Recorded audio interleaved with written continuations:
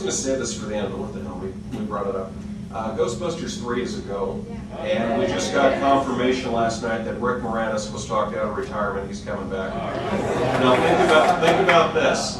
He would not come out of retirement. He's in basically a semi, one of the game developers. We just did an interview with them for the Ghostbusters game that does have most of the cast voicing, and Alyssa Milano was the female lead in it.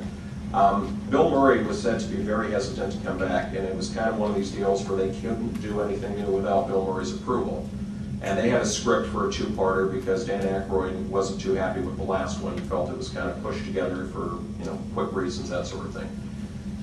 And long story short, Bill wouldn't do it. It went back and forth. They talked about doing it as a 3D animated feature. That was apparently okay, and Bill said, I'll do that. And then where they're leaning now is apparently it's going to be the old Ghostbusters training and the new recruits. And the rumored names I heard, Seth Rogen and Michael Cera were two of the names that have been bandied about. But apparently they got Bill and everyone back. Bill and all of the guys are voicing the video game, which is supposed to be really fantastic. But they couldn't get Harold Ramis, they couldn't get Rick Moranis back for that. But they did, apparently, as of last night, they announced that we've got him back for the movie. So, but you probably won't see that till about 2011. So, but think about that. Speaking of Michael Cera, he has apparently finally agreed he will be on board the Arrested Development movie, which is, now, they haven't set a date officially, but the cast have, at the Oscars, Ron Howard and Grazer and a lot of them said, yeah, I said, we've got everything in place, we've got agreements from everyone, we're ready to go. So, and now the big rumor is, how far are you going to push it? Is it going to be PG-13? Is it going to be R? There were rumors that if Sarah didn't come back, it would be a prequel. Well, obviously it's not going to be a prequel now, and of course there's the whole issue of just how far are they going to let Tobias go on the big screen because, crazy. Anyway. Sad to say, and I feel bad about this, it seems like so many of these films I'm talking about are films that were good to go a month ago and got shelved. The RoboCop remake apparently got canned too, so hopefully. But hey, don't worry about that. You got a Clash of the Titans remake to look forward to. And, When Worlds Collide, remember that old classic, if you can find it, get it? Gears of War is being done. Right now we come to one of my favorite parts of the segment too. It's where we talk about the bad career moves. One of my grandstanding things is, I can say, David Duchovny, leaving the X-Files for a film career. Generally speaking, not a good idea to leave a hit TV show for a film career. David Caruso, Shelley Long, it generally almost always backfires on you. And we have a champion of the direct-to-DVD crowd. Two of them actually we're going to talk about right now that used to be box office stars. And one of them was given a golden opportunity to come back in style. You see Sylvester Stallone, transition, jeez, he's working on a movie called The Expendables, which is kind of like a Dirty Dozen. And it's going to be him and Dolph Lundgren and, there are all these various names. It's kind of like the Dredge Society out for the big mission and all that. And it's said to could be the biggest action film ever done. He even got Schwarzenegger to agree to do a cameo in the film too. And, there's just all this crazy, plot stuff. Well, they apparently asked Kurt Russell to be in it, and apparently the word from his agent was Kurt is not interested in, quote, ensemble acting at this time. And some say that was one of those that an agent stepped in and Kurt never got the word on it. But one individual was asked if he wanted to be in the film, and he passed on it, and that would be one Jean-Claude Van Damme. You see, Jean-Claude has a little art film out, which is basically, it's actually quite good. It's basically the idea of what would happen if you played an action star, but in real life you were confronted in a situation where your action star self had to come out. What would you do about it? And it's been very popular in the art house circuit. Well, Jean-Claude apparently said, no, I'm sorry, I'm doing another project. I'm not interested in that. And this other project is Universal Soldier 3. Oh. Now, for those keeping score, this would actually be the 5th Universal Soldier film, but we don't count the 2 that were done on Showtime without him. And now word is it's nothing more than a glorified cameo as he introduces the next generation of Universal Soldiers. Now remember I mentioned Dolph Lundgren. Dolph apparently is coming back and will be in Universal Soldier 3 as well as the Expendables, but yet Van Damme couldn't find time to do both. Now, I was thinking about this the other day and I said, okay, let me think here.